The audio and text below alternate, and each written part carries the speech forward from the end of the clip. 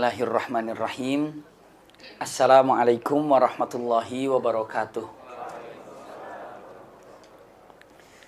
Innal hamdalillah nahmaduhu wa nasta'inuhu wa nastaghfiruhu wa na'udzu billahi min syururi anfusina wa min sayyiati a'malina. May yahdihillahu fala mudhillalah wa may yudlilhu fala hadiyalah. Ashhadu an la ilaha illallah wahdahu la syarikalah taqriran bihi wa tauhidan wa ashhadu anna Muhammadan abduhu wa rasuluhu amma ba'du. Allahumma la sahla illa ma ja'altahu sahla wa anta taj'alul hazna idza syi'ta sahla.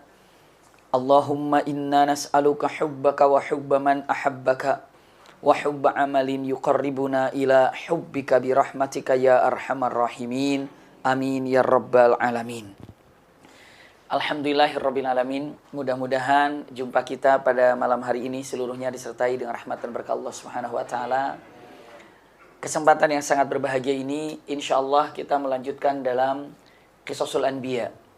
Setelah kita mengetahui tentang bagaimana perjalanan Nabi Daud alaihissalam, lalu Nabi Sulaiman alaihissalam. Setelah itu antara Nabi Daud dan Nabi Sulaiman ini hiduplah seseorang yang sangat soleh. Namanya adalah Uzair. Dan setelah Uzair nanti itu ada Nabi Zakaria dan Nabi Yahya lalu Nabi Isa. Kalau disebutnya Uzair ini hidup antara dua nabi. Nabi siapa? Nabi Daud dan Nabi Sulaiman. Satunya lagi Nabi Zakaria dan Nabi Yahya. Jadi di antara dua nabi inilah Uzair ada. Tapi hidupnya beliau ini di masa Nabi Sulaiman. Tapi belum diangkat jadi nabi. Tapi ya orang yang soleh. Kenapa? Maka ada beberapa ulama menyatakan Uzair itu orang soleh. Seperti halnya mungkin Luqman. Seperti halnya mungkin Khidir. Ada mengatakan dia nabi atau dia itu orang soleh. Tapi yang jelas mau nabi mau orang soleh pasti orang ini adalah orang yang punya tempat di dalam kisah ataupun dalam Al-Quran. Saya lanjutkan. Uzair ini Masya Allah. Pada waktu Nabi Sulaiman telah wafat, kira-kira tidak terlalu lama jarak mungkin antara Nabi Sulaiman wafat. Ada yang menyatakan 100 tahun, ada yang menyatakan 200 tahun dari wafatnya Nabi Sulaiman. Ataupun mungkin tidak terlalu lama 100 tahun diperkirakan. Seorang raja keluar. Bukhtanasor namanya. Saya tidak perpanjang raja ini karena sedang fokus kepada Uzair. Yang jelas Raja Bukhtanasor ini adalah sangat galak dan sangat membenci terhadap perdamaian. Ataupun benci kepada yang namanya Bani Israel. Maka apa yang dilakukan? Setiap pengikut Nabi Musa, berarti pengikut Nabi Daud, pengikut Nabi Sulaiman, itu na'udzubillah diporak-porandakan, dihancurkan. Bukan hanya sekedar itu. Tapi nanti insya Allah di ujungnya, saya ayatnya di ujung saja dibacakan. Saya akan menyampaikan kisah agar lebih enak saja ngalir. Setelah itu inilah ayatnya. Dilanjutkan untuk lebih dipahami. Maka Raja Bukhtanasor ini, na'udzubillah, menghancurkan dengan gayanya dia. Semua bukan hanya sekedar makhluk atau bukan Bani Israelnya saja yang dihancurkan, tapi bangunannya pun dihancurkan. Diratakan.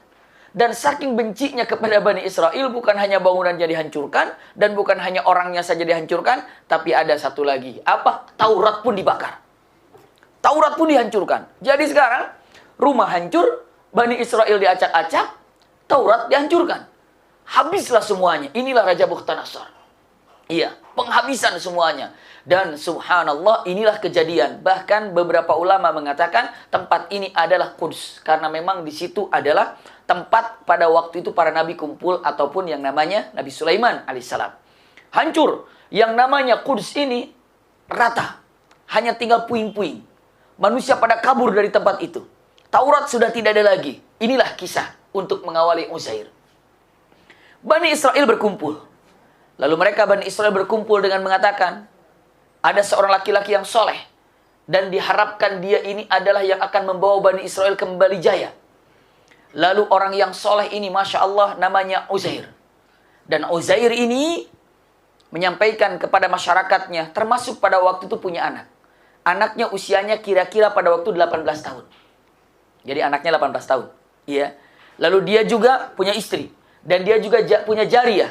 Jariyah itu boleh dibilang budak tapi perempuan gitu ya. Ditanya, dia jariyah ini usianya 20 tahun. Sangat tahu. Kalau dibilang ya punya pembantu gitu usianya 20 tahun. Lalu punya anak laki-laki usianya 18 tahun. Dan ada istri biasa ngumpul. Setelah itu berkumpul dengan beberapa tetangga dan masyarakat. Wahai Uzair, engkau ini orang soleh. Dan engkau adalah Nabiullah. Apa yang harus kita kerjakan tentang syariat kita ini? Kenapa? Karena Taurat sekarang sudah tidak ada. Tidak ada tersisa Taurat satupun. Tidak ada. Uzair mengatakan, tenang. Aku telah menyembunyikan Taurat lengkap. Taurat lengkap telah aku sembunyikan dalam satu peti dan aku telah kubur di daerah Quds sana. Di daerah Al-Quds. Maka hari ini atau besok saya akan cari ke sana. Jadi besok dia akan berangkat kemana? Ke Quds. Untuk apa? Membuka Taurat yang dipendam. Ini kisahnya. Agar ibu lebih enak dan bapak mendengarkan kisahnya, saya susun demikian. Yang penting tidak mengurangi daripada isinya. Akhirnya Uzair pagi-pagi menyiapkan, istrinya menyiapkan makanan. Apa yang disiapkan oleh istrinya? Yang disiapkan oleh istrinya adalah buah tin. Lalu yang disiapkan oleh istrinya anggur. Lalu istrinya pun menyiapkan punten roti. Roti itu biasanya kalau bikin roti dibiarkan aja kering. Kering. Jadi kalau kena kepala aja sakit karena memang kering. Iya. Lalu setelah itu kalau mau makan roti itu direndam dengan air. Setelah layu, lunak baru dimakan. Bisa dipahami ya? Seperti itulah. Jadi kalau dulu orang-orang makan itu roti itu yang keras itu ditaruh di mana? Di air. Apakah air gula atau apa, nanti kalau sudah lama hancur lembek baru dimakan. Itulah yang terjadi. Maka disiapkan, apalagi kalau mau perjalanan panjang, perjalanan lama, ditaruh roti-roti keras itu disimpan, ditumpuk. Ya. Nanti kalau mau makan, dipecahkan, setelah itu direndam, lalu dimakan. Perjalanan lah. Lalu, punten-punten yang namanya, anaknya pun, ayah mau kemana? Mau ngambil, apa? Taurat. Istrinya pun, silahkan. Mau ngambil Taurat. Pembantunya pun, siapin kudanya. Bakal, himar. Himar itu kalau dibilang keledai. Di bawah keledai ini, silakan naiklah. Dalam perjalanan menuju ke mana? Menuju Quds. Untuk membuka Taurat. Dalam perjalanan, kaget dia. Waduh. Ini sampai di Quds, udah acak-acakan begini. Dalam hatinya, nanti ayatnya saya bacakan. Di ujung saya sampaikan ayatnya. Biar lebih nyimaknya, nggak bolak-balik. Datang, lalu dalam kalimatnya mengatakan, bagaimana anna yuhyillah. Bagaimana Allah akan menghidupkan tempat yang hancur seperti ini akan kembali hidup. Bagaimana Allah akan menghidupkan kembali tempat ini setelah tempat ini apa? Diporak-porandakan, rata, hancur. Bagaimana tempat ini akan dibangunkan? Masya Allah. Bagaimana? Dia bilang, ya Allah, ini bu, rumah hancur semuanya. Rata semuanya. Bagaimanakah tempat qaryah yang hancur ini, kampung ini akan kembali ada kehidupan? Bagaimana caranya? Bukan tidak percaya, tapi apa? Hanya ta'ajub. Ta'ajub itu bisa begini. Kalau ibu bapak, ta'ajub itu begini. Ta'ajub itu saking kagumnya, kagetnya. Ibu melihat bangunan yang tinggi sekali. Padahal bangunannya udah jadi. Ibu bapak bilang, bisa gitu ya masang itu, gimana caranya ya? Udah terjadi, begitu kan? Dan Uzair mengatakan itu bukan mengatakan, apa mungkin Allah bisa menghidupkan kembali tempat ini? Bukan itu. Tapi apa? Dia yakin dalam hatinya kalau Allah akan menghidupkan tempat ini kembali. Dan pengatakan, gimana caranya ya? Karena yakin suatu saat tempat ini akan apa? Akan ramai lagi, akan hidup lagi. Maka bertanya, gimana caranya ya? Bisa dipahami nggak Bunda Henda? Bukan bagaimana caranya tidak percaya, bukan. Tapi bagaimana caranya tempat ini akan dihidupkan kembali? Hebat Allah ini. Hanya itu saja, bukan ragu, bukan. Bagaimana cara, bukan. Beda orang-orang yang mungkin tidak terlalu paham dengan bagaimana caranya. Uzair ragu, bukan Uzair ragu. Karena Uzair imannya kuat dan kokoh. Iya. Karena ini 3 poin. Ini poin pertamanya. Yang keduanya tidak lepas daripada Nabi Ibrahim. Yang ketiganya tidak lepas daripada Namrud. Iya. Ini akan dihabiskan pada malam hari ini tentang Uzair ini. 3 kunci di dalam masalah ini. Setelah itu apa? Bagaimana Allah akan menghidupkan Caranya itu bagaimana bisa dihidupkan lagi tempat ini? Lalu ternyata Uzair istirahat. Setelah Uzair istirahat, dikeluarkan anggurnya, dikeluarkan rotinya, tinnya disimpan, lalu diikat kudanya, duduklah Uzair ini. Sambil melihat tempat yang hancur, dia bertanya, bagaimana Allah akan menghidupkan tempat ini setelah hancur begini? Tapi pasti Allah bisa, tapi gimana caranya ya? Begitu. Setelah itu dia meras apa? Anggur. Jadi anggur itu diperas dengan tangannya. Diperas biar keluar airnya. Setelah itu mungkin dapat dalam satu mangkok, dipecahkan. Roti itu dicelupkan. Biar apa? Biar lembek. Kan enak. Pakai air anggur dilembekinnya kan, taruh. Sambil nunggu, istirahat sejenak. Tidurnya Uzair diperkirakan zuhur. Ataupun pas jam 12 atau jam 11 kira-kira. Tidurlah Uzair ini. Lelah, capek. Tidur. Allahu Akbar. Tidur. Fa'amatahullah. Allah tidurkan dia 100 tahun. Allah tidurkan dia 100 tahun. Bangun di hari yang beda, di tahun yang berbeda, waktunya asar. Bisa dipahami nggak nih? Jam 11, bangunnya asar. Hanya begini aja, jam itu. Begitu ya. Tapi ini, yang ininya bukan hari itu. Hari 100 tahun, 100 tahun. 100 tahun dia tidur. Maka dia bangun, udah 100 tahun. Baru begitu bangun, alhamdulillah, nyenyak sekali tidur. Dalam keadaan nyenyak tidur, ada suara. Kam labista. Kaget Uzair. Berapa lama kamu tidur? Uzair melihat ke atas. Baru mau sore. Dia bilang, aku tidur sehari. Labistu yaum. Bukan sehari. Ba'du yaum. Atau setengah hari kira-kira. Kenapa? Saya tidur tadi jam 11-an. Lalu sekarang sudah apa? Sudah mulai asar, sudah tenggelam matahari, berarti cuma tidur segitu saja. Waktunya itu nggak lama. Lalu jawaban mengatakan, Ballabista, justru kamu itu tidur berapa? Mi'atuham. 100 tahun. Kaget. 100 tahun? Lalu Allah katakan, lihatlah kepada makananmu lam yatasanna. Artinya apa? Coba lihat makanan yang kau buat itu. Apa tadi makanan yang dibuat? Anggur dan roti. Di situ coba kamu cek makanan itu, tidak berubah sama sekali. Begitu dilihat, anggur tetap. Lalu apa? Roti pun tetap. Dicoba diminum enak, dimakan roti juga enak. Berarti kan gak lama. Terus kamu lihat ke kuda yang kamu ikat. Begitu dilihat, ternyata tinggal tulang belulang. Numpuk tinggal tulang belulang. Lalu Uzair mengatakan 100 tahun. Kulit masih usia kira-kira 40 tahunan. Makanan masih oke. Ini tinggal apa? Tinggal tulang belulang.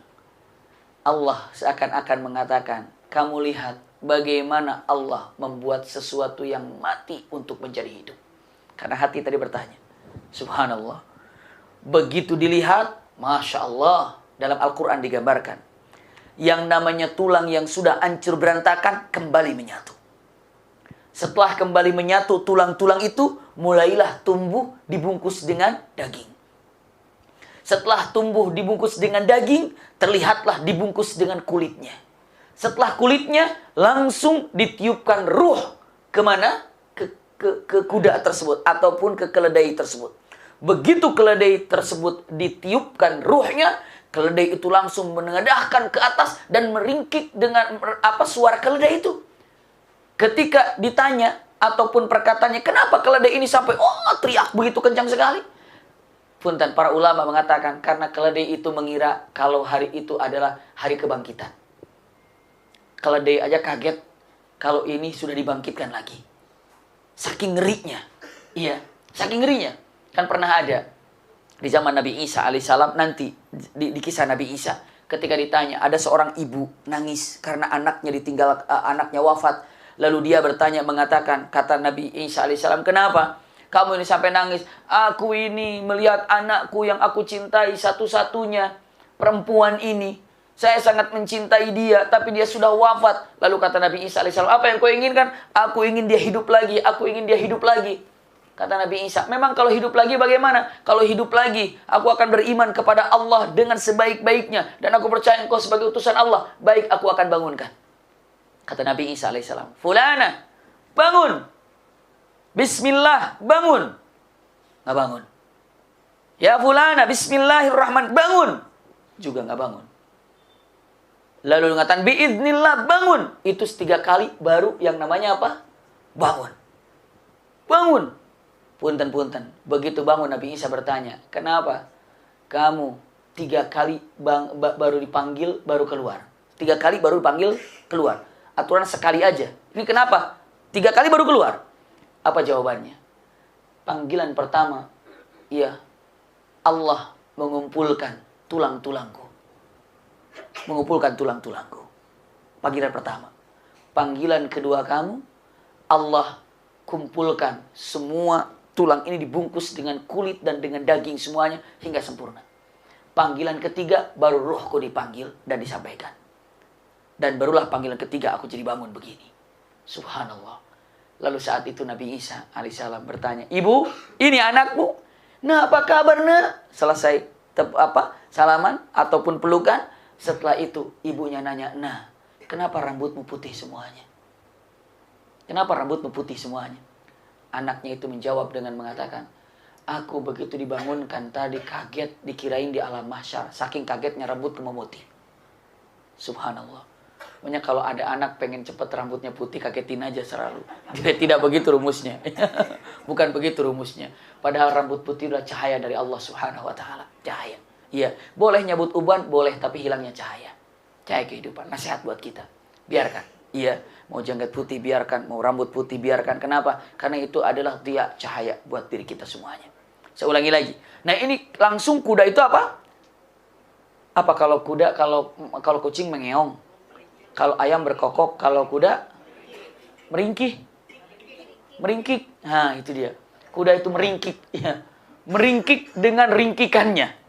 Lalu dengan mengatakan pertanyaannya, kenapa sampai meringkik? Karena kuda itu kaget. Kagetnya apa? Takut kalau ini adalah alam mahsyar. Padahal kuda dihisab apa enggak nanti? Tidak dihisab.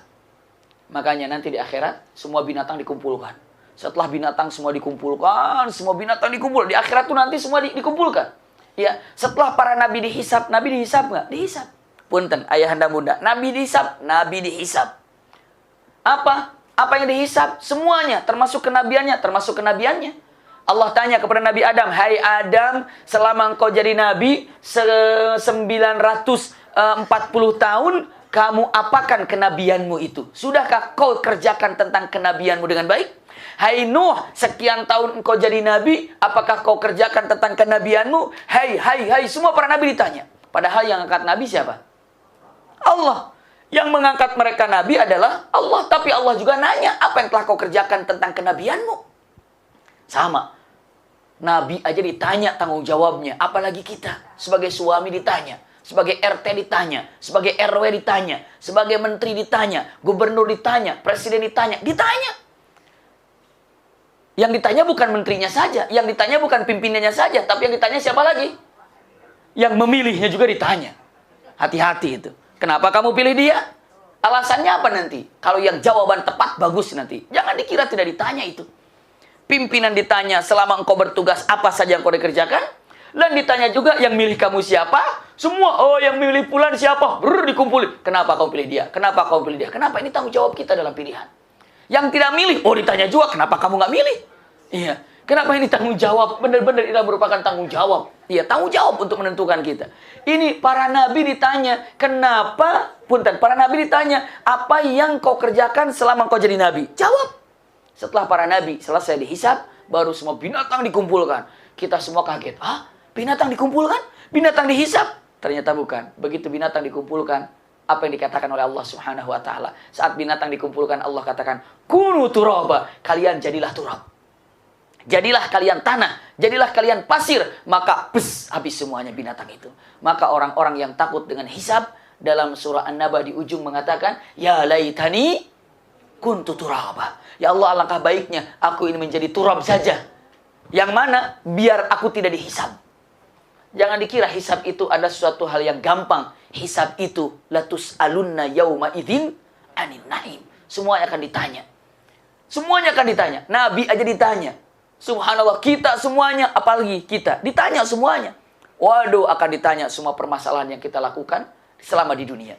Semua perilaku kita, semua akan ditanya. Dan akan dipertanggungjawabkan kelak di akhirat. Ulangi lagi. Ya Rabb, Uzair melihat binatang ini langsung tumbuh dan beres semuanya. Lalu setelah itu Uzair mengatakan 100 tahun. Lihat kampung itu sudah kembali hidup. Tapi pastinya yang ingin ditemui siapa dong sama Uzair? Keluarganya. Kemana Uzair pergi? Uzair pergi ke rumahnya. Berangkatlah Uzair ke rumahnya. Begitu tiba ke rumahnya Uzair ini, agak beda 100 tahun. Banyak orang yang sudah tidak dikenal oleh dirinya. Dia jalan masih dengan apa? Masih dengan bagel ataupun dengan keledainya. Jalan dengan himarnya. Begitu sampai, tiba, ini rumahnya. Ada seorang wanita, tua sekali. Sudah tua dan sudah tidak bisa berdiri. Duduk aja. Kata Uzair, ini kan rumahku dulu kalau nggak salah lokasinya ini. Di depan pintunya ada wanita tua duduk. Buta. Nggak bisa jalan. Dia susah. Kayaknya mau gerak aja susah. Mungkin kalau zaman sekarang lagi ngejemur kali. Diam aja. Datang Uzair mengatakan. Kata Uzair, Assalamualaikum. Wanita itu jawab pelan-pelan saja. Waalaikumsalam. Malas jawab juga. Lalu ditanya, ahada baitu Uzair? Apakah ini rumahnya Uzair?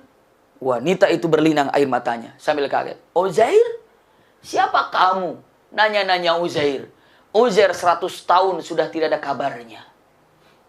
Nggak ada kabar, nggak ada berita, entah kemana yang namanya Uzair itu.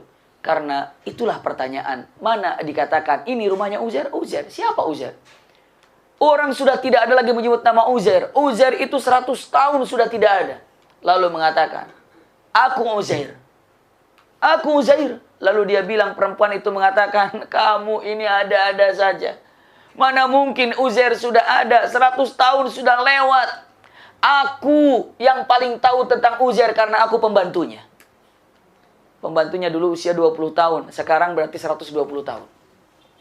Lalu mengatakan, aku Uzair, kamu fulana? Iya, kamu gak kenal suara aku. Mirip-mirip dengan Uzair memang. Lalu bilang, kalau memang kamu Uzair, kamu pasti dikabulkan doanya oleh Allah. Karena Uzair itu nabi. Dan Uzair ini selagi jadi nabi, pernah berdoa kepada Allah untuk menyembuhkan orang yang buta. Dan menyembuhkan orang yang tidak bisa berjalan. Maka Uzair mengatakan, baik, aku minta kepada Allah Subhanahu wa ta'ala. Doa pada Allah. Saat itu, selesai doa, wanita itu bisa melihat. Masya Allah. Dan wanita itu bukan hanya sekedar bisa melihat, tapi bisa berdiri. Dan melihat, dia katakan, iya, kamu Uzair. Aku tahu kamu Uzair. Kenapa? Karena wajahnya memang dia kenal. Tempatnya dia tahu. Lalu dia katakan, ayo kita ketemu dengan anakmu. Anaknya udah ditinggalkan 18 tahun. Jadi sekarang usianya berapa? 118 tahun. Lucu, ayahnya usia 40 tahun. Anaknya sekian tahun. Berarti mungkin dia sama cucunya seusia. Bisa kebayang ya, gimana gitu. Jadi anaknya bisa lebih tua. Tapi itu akan terjadi kelak di sorga. Tapi tidak ada yang lebih tua. Tapi kita akan sama usianya. Di sorga, ibu bapak, tidak ada yang beda. Usia kita antara 30-33. Mungkin saya jumpa sekarang dengan ibu yang usianya 60 tahun. Dengan ibu yang usianya 70 tahun. Mungkin begitu nanti ketemu di sorga, kita udah gak kenal lagi. Ibu siapa sih? Kita kan yang ngaji dulu itu. Di Gaharu. Ibu yang mana? Saya, Bimaki, yang gini-gini. Oh, ibu mudanya begini ternyata. Subhanallah, kenapa ibu kalau ingin lihat wajah ibu di sorga, lihat foto ibu di 30 tahun. Bapak juga sama, 30, 33. Ini foto saya di sorga kayak begini wajahnya. Iya, di sorga itu antara 30 sama 33. Iya, tapi semua belum lewat sih, masih 20-an semua. Tenang aja. Masya Allah. Itulah yang ada. Lalu Uzair dengan mengatakan, aku Uzair, coba sembuhkan mataku. Bismillah, minta doa pada Allah, berdoa pada Allah, sembuh matanya. Berdoa kepada Allah, sembuh kakinya. Maka perempuan itu mengajak kepada anaknya. Anaknya usia kira-kira 118 tahun. Udah tua 118 tahun. Dia sudah duduk mengatakan, Assalamualaikum ya fulan. Kaget. Oh, kamu bisa jalan? Iya. Kamu bisa melihat? Iya. Kenapa? Aku jumpa dengan Nabiullah Uzair. Uzair ayahku? Mana mungkin 100 tahun hilang. Datang, anakku, aku Uzair. Anaknya kaget. Mirip sih, memang mirip ayahku ini. Suaranya juga mirip. Tapi kalau kau memang benar ayahku, aku tahu ayahku ini punya punten tanda kenabian. Di belakang. Semua nabi punya tanda kenabian. Iya, di katif di sini, sebelah kanan. Iya. Kalau memang kamu Uzair ayahku, aku ingin lihat bagaimana tanda itu. Dilihat ternyata ada. Tapi masih ragu. Apakah kau Uzair? Aku Uzair, ayahmu. Dia bilang, ayahku ini, kalau memang kamu ayahku, hanya ayahku yang tahu di mana letaknya Taurat. Karena ayahku waktu itu keluar rumah untuk mencari Taurat. Sekarang tunjukkan di mana Taurat itu berada. Lalu kata Uzair mengatakan, ayo aku akan tunjukkan. Karena hanya aku yang tahu tentang Taurat di mana. Masya Allah. Jalanlah bersama Bani Israel. Terus jalan bersama-sama. Lalu kata Uzair mengatakan, di sini letaknya Taurat. Begitu dibuka. Ternyata Masya Allah masih ada kotaknya. Diangkat. Setelah diangkat, dibuka. Tapi begitu dibuka, punten Tauratnya sudah hancur. Sudah berantakan Tauratnya. Sudah nggak bisa lagi untuk terbaca. Kenapa? Udah acak-acakan Tauratnya. Tauratnya sudah acak-acakan. Ya Rabb. Lalu setelah itu apa yang terjadi? Disampaikan oleh Uzair dengan mengatakan, waduh, ini Taurat juga yang satu-satunya tertinggal juga hancur. Ini nggak bisa. Bagaimana caranya ini? Semua dengan mengatakan, wahai Uzair, wahai Uzair, ya Rasulullah ataupun Nabiullah. Wahai Uzair, Nabiullah, ini bagaimana caranya? Kenapa? Karena ini sekarang ada ketemu Tauratnya tapi apa? Udah hancur. Maka saat itulah semua merenung. Allah berikan satu mukjizat yang luar biasa. Dalam beberapa kisah, wallahu a'lam, kalau saya meniru ataupun melihat daripada seorang ulama ahli kisah, Syekh Nawaf Salim, menyatakan di situ tiba-tiba ada cahaya, iya, yang datang, lalu masuklah ke dalam Uzair cahaya tersebut. Dan Uzair hafal Taurat semuanya. Taurat semua hafal. Maka saat itulah Uzair memulai dari awal dan semua Bani Israel mencatatnya. Seakan-akan kalau Al-Quran itu dicatat dari Al-Fatihah sampai An-Nas. Ini menyatakan dari awal. Dari Taurat dari awal, semua Bani Israel mencatatnya. Dan Uzair terus bicara. Sehingga orang-orang mencatat semua Taurat. Dan Allah jaga Taurat melalui hafalannya siapa? Uzair. Siapa yang memberikan hafalan kuat ini? Allah kepada Uzair. Maka disitulah Bani Israel menyatakan, gak mungkin ada yang hafal Taurat kecuali ini adalah anak Allah. Maka disebutlah Bani Israel Yahudi mengatakan, Uzair anaknya Allah. Bisa dipahami ya? Dibilang Uzair anaknya Allah. Katanya kan, kata siapa? Bani Israel. Kenapa? Karena dia hafal Taurat. Allah berikan Taurat di dalam hatinya. Pernah dengar gak Uzair anak Allah katanya? Iya. Bagaimana kisahnya? Itulah awal mulanya. Kenapa dikatakan Uzair anak Allah? Kalau kata Nasrani, Isa putranya Allah. Kalau kata Yahudi, Uzair anaknya Allah. Itu penyebab kenapa Bani Israel mengatakan Uzair putranya Allah. Kecatat sekarang tahu, oh begitu ternyata ya. Pantasan dibilang Uzair itu putranya Allah. Gara-gara itulah singkat daripada Uzair. Dilanjut. Nah, kita lihat ayatnya karena kita sudah selesai untuk melihatnya. Tapi ada yang uniknya, iya. Saya sampaikan di sini dengan mengatakan kata-katanya firman Allah Subhanahu wa taala suratul Baqarah ayat 259. Iya. A'udzubillahi minasyaitonir rajim. Au kalladzi marra 'ala qaryatin wa hiya khawiyah 'ala 'urushiha ba'da mautiha fa qala, ini Uzair ini, au kalladzi marra 'ala qaryatin, atau ketika perumpamaan ya seseorang yang sedang berjalan di dalam qaryah khawiyah, qaryah yang tadinya ramai tapi sekarang rusak, berantakan gara-gara siapa tadi? Raja siapa? Bukhtanasar. Betul? Iya. Dimengatakan ala urushiha, Qala anna yuhyi hadhillahu ba'da mautiha. Bagaimana Allah menghidupkan tempat ini? Itu pertanyaannya. Fa amatahullah mi'ata am. Allah wafatkan, Allah tidurkan dia berapa tahun? 100 tahun. Thumma ba'athahu. Faqala kam labista. Terus Allah bangunkan lagi. Terus Allah tanya melalui malaikat, berapa lama kamu tidur? Uzair menjawab, qala labistu yauman aw ba'da yaum. Aku tidur sehari atau setengah hari. Iya. Bal labista mi'ata am. Kamu tidur 100 tahun. Fandur ila ta'amika wa syarabika lam yatasanna. Coba kamu cek makanan dan minuman pasti belum berubah. Ternyata belum berubah. Subhanallah. Ini mukjizat, ya. Keindahan yang Allah berikan untuk kisah ini. Lalu dikatakan wandur ila himarika walinaj'alaka ayatan linnas. Dan coba kamu lihat himar, keledai yang kamu telah tunggangi, ini sekarang hanya tinggal tulang belulang hancur. Wandur ilal idami kaifa nunshizuha. Coba cek yang namanya apa? Tulang belulang itu, bagaimana Allah merapatkan tulang-tulang itu kembali. Jadi tulang yang sudah balia, sudah rusak, sudah berantakan, nunshizuha. Terus kayak puzzle, disambung-sambung, diangkat, disambung-sambung. Jadi caranya itu terangkat. Tring, tring, tring. Masya Allah. Seperti itu. Iya.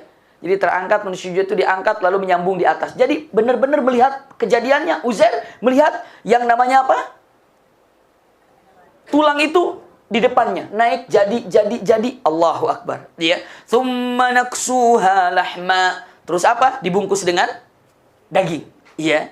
Falamma tabayyana lahu dikatakan falamma tabayyana lahu qala a'lam anna Allah ala kulli syai'in qadir. Setelah jelas ditiupkan ruh, Uzair mengatakan, aku tahu sesungguhnya Allah Maha mengetahui dan Allah Maha berkuasa atas segala sesuatu yang diinginkannya. Ini Uzair. Bisa dipahami ya?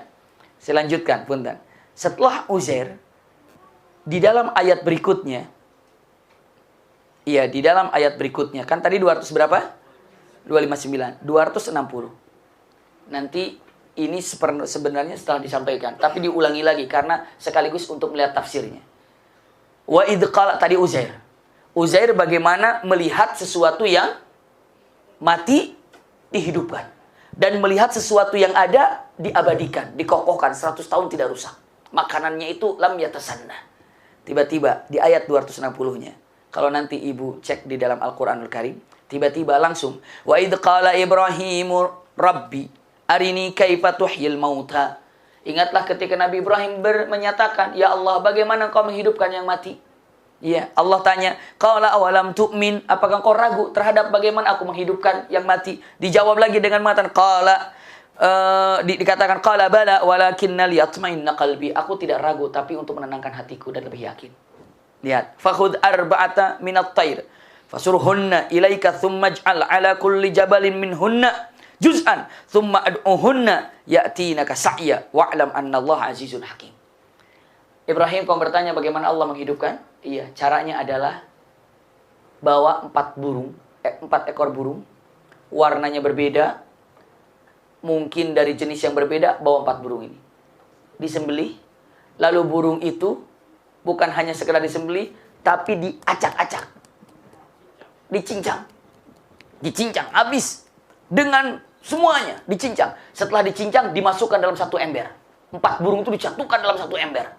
Kira-kira udah kayak apa itu? Dengan bulu-bulunya, dengan semuanya, dengan dagingnya dihancurkan semuanya. Setelah itu apa? Simpan di tempat 4 tempat. Ini taruh di sini, yang ini simpan di sini, ini simpan di sini, sampai ini. Lalu setelah itu panggillah. Nabi Ibrahim memanggilnya. Hai burung, datanglah. Ya Rabb, apa yang terjadi? Burung ini, Masya Allah, kalau misalnya bulunya ada di sini, yang ini di sini, terus yang bulu di sini, ini kemari ke sini, yang ini pergi ke sana, yang ini pergi ke sini. Ini apa namanya paruhnya, yang ini ada di sini, paruhnya datang kemari, yang paruh datang ini, datang ke sini. Pokoknya, Masya Allah. Lalu akhirnya kembalilah satu burung lagi. Burung datang lagi, burung datang lagi, burung datang lagi. Seperti itulah Allah cara menghidupkan. Makanya, kalau seandainya kita ini punten sudah wafat, tulang belulang kita mungkin nggak bercampur dengan yang lain. Mungkin nggak kira-kira? Walaupun dikuburkan? Mungkin. Mungkin ketika kami bongkar pesantren di Tasikmalaya, kuburannya agak jauh. Kalau kuburan agak jauh, mungkin kira-kira 15, mungkin 20 meter. 20 meter kuburan di sana, kita di sini dibikin untuk perluasan masjid. Begitu dibongkar, di bawah itu ternyata banyak tulang di situ. Padahal ceritanya di situ memang bukan kuburan. Tapi nggak tahu apakah memang dulu zaman Belanda itu memang di situ kuburannya juga di situ. Wallahu alam. Tapi begitu diangkat, dibuka, tengkorak ada, ini ada, semuanya ada. Dikumpulkan, wah hampir kira-kira 3 karung semuanya. Dikumpulkan 3 karung lagi, baru ditaruh di dalam satu tempat, dikuburkan dalam satu tempat. Iya. Padahal itu apa? Cukup jauh tempat kuburannya. Tapi mungkin nggak tahu bergeser di bawah atau seperti apa, kita tidak tahu. Atau memang tadinya kuburan. Tapi yang jelas, punten, yang namanya apa? Yang namanya sudah rusak atau bagaimana, kita akan dikambungkan lagi, disambung. Jadilah menyambung. Saya lanjutkan. Usikum wa iyaya nafsi bitaqwallah.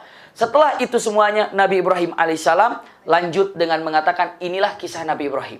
Pertanyaannya, dalam suratul Baqarah ini, ya, dalam suratul Baqarah ini, ibu bapak bertanya mungkin, langsung di ayat 59. Siapa tadi? Satu ayat, Nabi Uzair. Di ayat 260, Nabi Ibrahim. Begitu kan? Kenapa Allah memperlihatkan 2 hal tentang kehidupan ini? Karena Allah ingin berikan pelajaran di 258 sebelumnya di atasnya. Apa? Ketika Nabi Ibrahim berdebat dengan siapa? Dengan Namrud. Ketika ditanya dengan mengatakan kata-katanya yang diucapkan, wa idz qala Ibrahim rabbil ladzi yumit. Ini ketika ditanya, Nabi Ibrahim tanya, "Hai Ibrahim, siapa sih Tuhanmu tuh? Allah tuh siapa?" Jawab Nabi Ibrahim, "Allah yuhyi wa yumit." Allah tuh menghidupkan dan yang mematikan. Lalu kata Namrud, aku juga menghidupkan dan mematikan. Nih contohnya nih, lihat nih. Aku juga menghidupkan dan mematikan. Kata siapa? Namrud. Nih contohnya nih, bagaimana nih? Contohnya, dipanggil orang. Sini kamu. Yang dihukum mau dihukum pancung siapa? Ini. Kamu yang salah ya, dihukum pancung ya? Iya. Di pengadilan. Ini tadi bebas ya? Kamu nggak salah ya? Iya. Tapi kamu bebas nggak dihukum pancung? Lihat. Ibrahim. Gitu kan? Ini yang sebenarnya mau dipancung. Ini adalah yang sebenarnya yang tidak dipancung. Tapi aku yang menghidupkan dan mematikan. Kamu yang harusnya dipancung, bebas.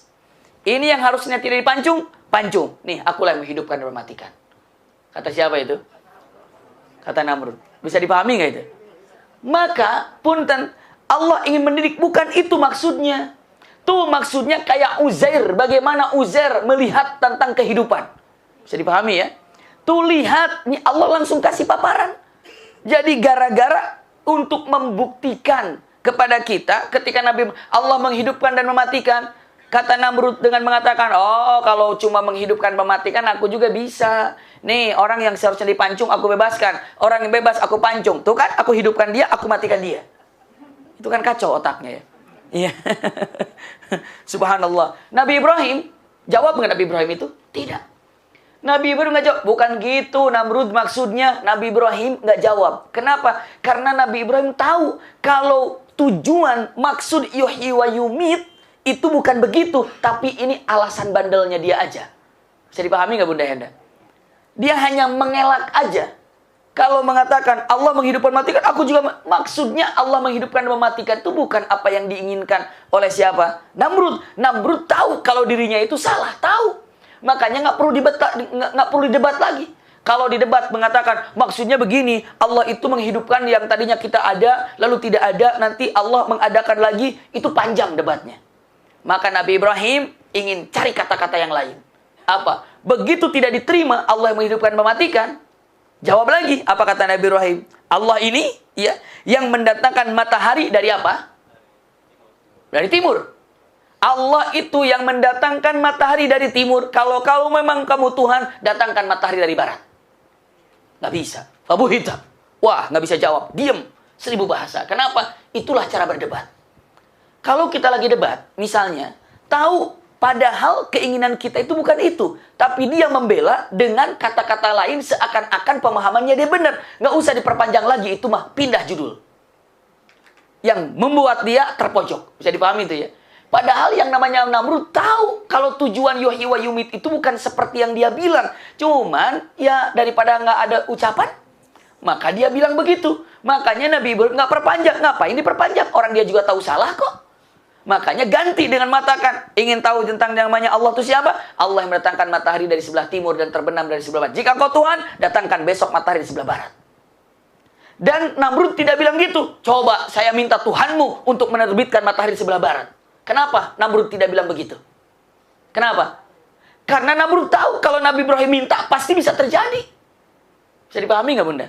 Ayah Anda. Jadi kalau misalnya Namrud bilang gitu, benar. Ya, emang Tuhan kamu bisa? Coba besok buktikan.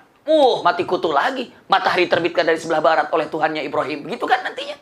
Iya. Makanya Namrud tahu. Nggak menantang. Kenapa? Kalau nantang malah kepojokin. Diam aja. Cuma malu. Itu juga Namrud demikian. Satu, mengolok-olok dengan mengatakan aku juga menghidupkan dan matikan. Nabi Ibrahim tahu kalau ini hanyalah olok-olokan. Dan Nabi Ibrahim langsung ambil kata-kata lain. Allah yang menerbitkan matahari dari timur, terbenam dari barat. Kalau kamu yang Tuhan, terbitkan matahari dari barat dan tenggelamkan dari timur. Diam. Kenapa Namrud tidak bilang, coba Tuhanmu bisa menerbitkan dari sebelah mana? Dari sebelah barat? Kenapa tidak meminta itu? Karena tahu Namrud kalau Nabi Ibrahim minta pasti dikabulkan. Kalau dikabulkan besok matahari dari sebelah barat, bagaimana masyarakat yang hadir di situ? Percaya nggak ke Nabi Ibrahim kira-kira? Percaya, iman semuanya. Makanya dia diam saja. Nah, untuk jawaban Nabi Ibrahim tidak menjawab dengan Allah menghidupkan dan matikan, Allah jawab. Hai orang-orang yang penasaran apakah benar perkataan Namrud itu salah, maksudnya yuhyi wa yumitu itu nih aku kasih Uzair. Bagaimana kisahnya? Allah kasih kisah Uzair. Dan jika ingin tahu lagi, lihat aku kasih kisahnya siapa? Kisahnya Nabi Ibrahim alaihissalam bagaimana cara menghidupkan dan yuhyi wa yumit. Bisa dipahami ya? Ini adalah poin yang luar biasa. Nah, di dalam surah At-Taubah ada kata-kata ghulu. Wa qalatil yahud Uzair ibnullah. Orang-orang Yahudi mengatakan Uzair ini adalah siapa? Putranya Allah, anaknya Allah. Wa qalatin nasara al-masih ibnullah. Orang Nasrani mengatakan Al-Masih itu adalah anak Allah. La haula wala quwata illa billah. Iya. Kenapa? Kalau Al-Masih atau Isa karena lahir tanpa ayah. Kalau Uzair hidup atau mati, dihidupkan, dan hafal Taurat dikatakan ini adalah anaknya Allah. Ini adalah kisah Uzair. Tidak bisa lepas daripada kisah Nabi Ibrahim sedikit tentang menghidupkan matikan. Kenapa harus ada ayat ini? Karena sebelumnya siapa itu? Namrud yang mengaku Tuhan itu mengingkari terhadap yuhyi wa yumit. Makanya dua ayat ini langsung jawabannya luar biasa. Punten. Saya ingin katakan, padahal tadi Uzair dalam hati hanya mengatakan, gimana Allah menghidupkan sesuatu yang sudah hancur begini ya? Enteng nggak jawabannya? Pertanyaannya enteng nggak? Enteng pertanyaannya. Gimana caranya Allah hidupkan sesuatu yang hancur ini ya? Jawabannya dahsyat, 100 tahun ditidurkan. Luar biasa. Jawabannya dahsyat sekali dari Allah, 100 tahun ditidurkan. Makanya dengan mengatakan seperti itu, ayat terlinas ini adalah merupakan ayat ataupun tanda-tanda keagungan Allah subhanahu wa ta'ala diberikan kepada kita. Makanya kalau seandainya dalam keadaan ada satu lagi yang namanya Ashabul Kahfi, itu pun ditidurkan. Tidak terasa. Masya Allah. Ini pun ditidurkan tanpa terasa. Kam labista, berapa lama kamu tidur? Sehari atau setengah hari. Jadi kisah Uzair ini adalah menunjukkan bagaimana Allah menghidupkan dan mematikan. Dan menjaga. Masya Allah. Ini yang namanya apa? Makanan. Tetap. Walaupun 100 tahun. Ini kuda ataupun himar. Itu hancur. Tapi Allah hidupkan lagi. Dan kulitnya Uzair dalam usia yang muda. Antara 40-50 tahun. Tua-tuanya 50 tahun. Tapi banyak para ulama mengatakan usianya itu 40 tahun. Berarti antara 40-50 tahun. Begitu jumpa, sepertilah dengan keluarganya. Dan Uzair ini menjadi nabi. Dan akhirnya Uzair ini wafat. Tapi sebelum Uzair wafat, itu ada seorang nabi lagi. Nabi siapa? Zakaria. Nabi Zakaria. Ya, dari Nabi Zakaria datanglah Nabi Yahya. Nabi Zakaria dan Nabi Yahya, insya Allah pertemuan yang akan datang. Ya, Nabi Zakaria, Nabi Yahya, itu pertemuan yang datang. Terakhir, mungkin perlu dengan 2 pertemuan, itu ada Nabiullah Isa alaihissalam. Ya, karena Nabi Isa alaihissalam ini adalah Nabi yang akhir zaman nanti akan turun kembali. Pertanyaannya, kenapa Nabi Isa yang harus turun nanti ke dunia ini? Kenapa jawabannya? Kenapa Nabi Isa yang harus turun ke muka bumi ini ya? Tidak nabi yang lain, tidak nabi yang lain, tidak nabi yang lain. Kenapa? Betul. Karena hanya satu nabi saja yang dijadikan Tuhan. Makanya harus klarifikasi. Turun ke bumi ini, aku bukan Tuhan. Itu gimana nanti gitu ya. Oh Tuhan, Tuhan. Aku bukan Tuhan. Kaget. Iya. Gimana coba pas begitu. Tuhan datang gitu. Tiba-tiba Nabi Isa mengatakan, maaf, aku bukan Tuhan. Siapa yang mentuhankan aku? Aku bukan Tuhan. Aku Nabiullah. Aku Rasulullah. Kaget semuanya. Ya, yang dikatakan Tuhan ternyata nggak ngaku Tuhan. Terus gimana dong? Salah. Iya. Makanya kelak di akhirat ngeri ayahanda bunda. Di akhirat, punten. Usikum wa iyaya nafsi bitaqwallah. Di akhirat nanti dikumpulkan semua manusia. Lalu Allah dengan menyebutkan kata-katanya, idhabu, pergilah kalian kepada yang diibadahi oleh kalian selama kalian di dunia. Yang menyembah Uzair, pergi ke sana. Yang menyembah Isa, pergi ke sana. Yang menyembah berhala, pergi ke sana. Yang tidak punya agama, pergi ke sana. Semua disuruh pergi kepada grupnya masing-masing. Dan orang yang beriman itu hanya tinggal di sana. Orang beriman kumpul di satu tempat. Dan bersama orang munafik juga ada di situ. Orang munafik nggak ikut ke penyembahan Isa, tidak ikut ke Nasrani, tidak ikut ke Yahudi, orang munafik kumpul di situ. Bayangkan saking susahnya mencari orang munafik, di akhirat aja masih ngumpul sama kita. Saking susahnya nyari orang munafik, di akhiratnya masih kumpul di situ. Ya, orang munafik itu susah. Makanya ini bayangkan di akhirat masih ada orang munafik lagi kumpul tuh. Lalu Allah katakan kata-kata yang luar biasa. Apa kata Allah? Usjudu. Sujudlah kalian. Sujudlah untuk Allah. Maka semua orang soleh yang beriman sujud. Orang munafik nggak bisa sujud. Di sininya korslet. Rusak. Nggak bisa sujud dia. Makanya dia berdiri, semua sujud. Lalu dia bertanya, ya Allah kenapa kau tidak bisa sujud? Bukankah waktu di dunia aku bisa sujud? Allah jauh mengatakan, kamu sujud yura'unan nas. Kamu sujud hanya untuk dilihat oleh orang. Kamu sujud bukan karena Allah. Kamu sujud dalam keadaan bukan karena iman kamu. Tapi apa? Kamu sujud, ya golongannya orang munafik. Golongannya orang-orang yang ria. Maka dalam Al-Quranul Karim, idza qamu ila sholati qamu kusala. Kalau dia itu diajak sholat, dia akan malas-malasan. Itu salah satunya orang munafik. Maka orang mukmin sujud, orang munafik berdiri. Maka saat berdiri itu dicomot satu-satu. Comot. Selesai semuanya. Begitu selesai, sudah berdiri sujudnya. Begitu berdiri, orang tadi, temanku mana nih? Tadi perasaan ada di sini. Udah dicomot. Gara-gara apa? Nggak bisa sujud. Kenapa? Munafik. Subhanallah. Orang munafik ketahuannya nanti di akhirat. Di sini mah nggak susah nyari orang munafik. Iya. Nggak usah cari-cari juga lah. Ya, ngapain juga. Makanya kalau dikatakan ayatul munafiki, salah misalnya ayat-ayat atau tanda-tanda munafik itu ada sekian, itu bukan menghakimi orang lain, bukan.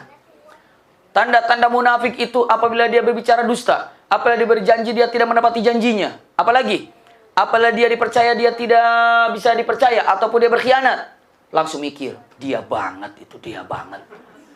Bukan buat orang lain, tapi buat siapa? Buat kita. Tanda-tanda munafik itu tiga. Misalnya, kalau berbicara dusta, saya gitu nggak ya? Nggak usah mikir orang lain. Kalau berjanji tidak menepati janji, saya gitu nggak ya? Itu ke saya larinya, ke kita gitu. Iya. Kalau misalnya dipercaya dia khianat, saya begitu nggak ya? Itu jangan mikirin orang lain. Dia banget itu. Bicara dusta dia banget itu. Pas munafik, dia munafik. Astagfirullahaladzim. Tahu munafik itu siapa? Hanya Allah. Kita kalau benar-benar ada dalilnya, kenyataannya, seperti dalam hadis Rasulullah SAW, misalnya Abdullah bin Ubay bin Salul ini Rasul munafik, itu katakan. Tapi kalau untuk sekarang ini, ya Rob lindungi saya daripada orang-orang munafik. Tapi kalau tanda-tandanya sih, ya udahlah, jangan sampai ke saya tanda-tandanya. Hindari masing-masing untuk terjadi daripada apa? Munafik. Iya, munafik. Ada kan dalam hadis Rasulullah SAW, orang yang bisa melaksanakan 40 waktu sholat, itu terhindar dari apa? Munafik. 40 waktu sholat, berjamaah di masjid. Iya. Lalu pertanyaannya, masjidnya beda-beda? Boleh beda-beda. Afdolnya dengan takbiratul ihram imam yang pertama. Jadi imam Allahu Akbar, langsung ikut Allahu Akbar. Begitu tuh. Jangan sampai imam sudah Allahu ruku, baru kita ketinggalan. Berarti tidak ikut takbiratul ihram imam dengan pertama. Jadi mutabaah. Imam Allahu Akbar, Allahu Akbar. Begitu. Iya. Seperti itu. Dan saya ada satu kisah yang sangat luar biasa, mungkin sudah disampaikan atau tidak. Tapi ini saya dapat kisah dari Syekh Nabil Awadi.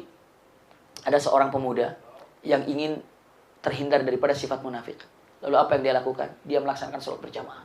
Terus pagi di depan, subuh di rumahnya, di masjid dekat rumahnya, zuhur di masjid kantornya, asar di perjalanan ada masjid, maghrib di masjid dalam perjalanan masjid, lalu isya di masjid rumahnya. Seperti itu. Di hari selanjutnya, berarti hari ke-8, di hari terakhir subuh, pokoknya mentoknya di subuh hari. Subuh itu pas hari ke-40. Apa yang dia lakukan? Aduh, alhamdulillah besok hari 40. Terhindar dari munafik, ya Rabb, alhamdulillah. Qadarullah. Apa yang terjadi? Pas bangun, Allahu Akbar, asyhadu an la ilaha. Pas apa itu? Pas qomat. Astagfirullahaladzim. Kelewat gak kira-kira itu? Lewat. Orang tinggal takbiratul ihram. Waduh, dia nangis, dia wudu, dia nangis. Dia langsung turun, udah selesai. Allah turun ke bawah, udah alhamdulillahi rabbil alamin, lewat. Tapi dia ambil mobil, bismillah, kali aja ada masjid yang belum takbiratul ihram. Dia langsung jalan. Begitu dicek, udah ghairil maghdubi alaihim udah lari lagi, terus muter-muter. Dia bilang udah selesai, saya udah nggak bisa.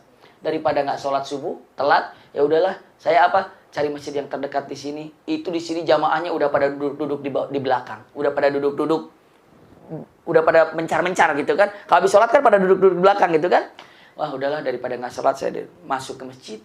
Begitu masuk ke masjid dengan loyoknya begitu, tiba-tiba Allahu Akbar, asyhadu an la, belum sholat di situ. Belum qomat di situ. Belum qomat. Kaget dia. Hah? Belum qomat nih? Kok belum qomat? Setelah itu padahal di masjid lain itu rata-rata hampir sudah selesai sholatnya. Paling enggak lagi di ujung rakaat kedua. Ini belum. Lalu dia begitu Allahu Akbar. Imam yang pertamanya itu Allahu Akbar. Selama sholat pemuda itu nangis. Terus menangis. Begitu sampai selesai sholatnya. Assalamualaikum warahmatullahi. Dia sujud syukur. Sampai nangis. Imamnya kaget. Nih kenapa ada orang nangis dari tadi lagi sholat. Orang biasa nangis. Tanya, Fulan, kenapa kamu nangis? Dijawab mengatakan, ya Rabb, ya Allah, terima kasih Allah. Terima kasih. Kenapa? Saya ini adalah yang ke-40. Jadi apa? Waktu yang ke-40. Di masjid saya sudah qomat. Masjid tetangga ini qomat. Di sini ternyata belum qomat. Makanya saya ini sempurna. Sampai 40. Ya Allah, mudah-mudahan saya terhindar daripada munafik. Imam itu kaget. Ya Rabb, pantesan kenapa saya nggak biasanya nyasar ke masjid. Ini kesasar saya ke masjid. Nyasar ke masjidnya. Sampai bolak-balik. Sampai tadi muadzin itu telepon ke saya. Imam, jadi nggak imamin di sini? Jadilah. Ini kan imam. Tuh, ini berapa menit lagi? Tunggu 5 menit lagi. Belum datang. Telepon lagi. Tunggu 5 menit lagi. Itu sampai kelewat 2 kali jalan belokannya. Lalu mengatakan rupa-rupanya Allah mentelantarkan saya untuk datang kemari demi menyempurnakan kamu 40 waktu sholat. Masya Allah. Jadi kalau terhindar daripada munafik seperti itu. Waduh, Habib Maki kan saya perempuan. Nggak bisa. Laki-lakinya yang disuruh. Pak, ke masjid, Pak. Pak, udah di masjid belum, Pak? Masya Allah. Pak, bangun, Pak. Arba'in. Kita arba'innya di Madinah doang. Di sini kan. Arba'in. Masya Allah. Suaminya dapat, anaknya dapat, ibu juga dapat. Allahu Akbar. Jadi, punten. Ini adalah tentang intinya dalam kisah Uzair. Iya, kisah Uzair ini adalah bagaimana Allah memberikan satu hal perumpamaan. Bagaimana Allah menghidupkan sesuatu yang tidak ada, yang wafat. Kisahnya Uzair, lalu nempel ayat berikutnya adalah dengan Nabi Ibrahim. Gara-gara apa? Jawaban untuk raja yang dimurkai oleh Allah. Siapa? Namrud.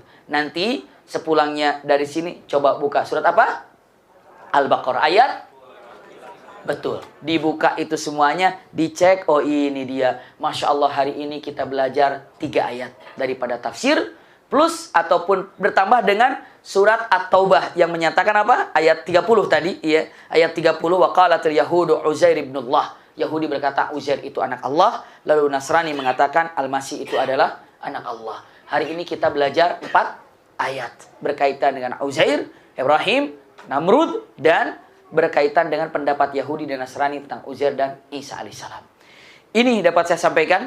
mudah-mudahan singkat daripada perkataan tentang Uzair, karena Uzair ini hidup antara dua nabi. Ya, hidup antara dua nabi, mudah-mudahan ada manfaatnya.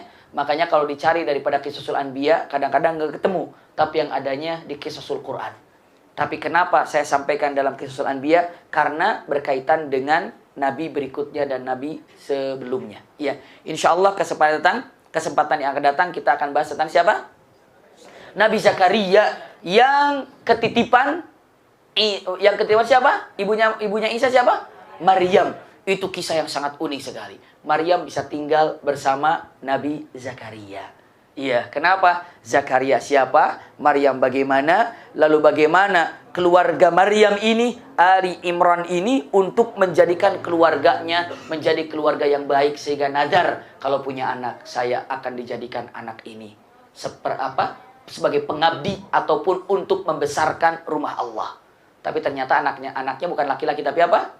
Perempuan, tapi tidak mengurungkan niatnya. Tetap dijadikan orang yang ahli ibadah. Ya, insyaallah kesempatan yang akan datang kita akan bahas tentang Nabiullah Zakaria dan Nabiullah Yahya alaihimassalam. Jazakumullah khair ala husni istima'ikum lakum minni al-hubbu wa du'a. Wassalamualaikum warahmatullahi wabarakatuh.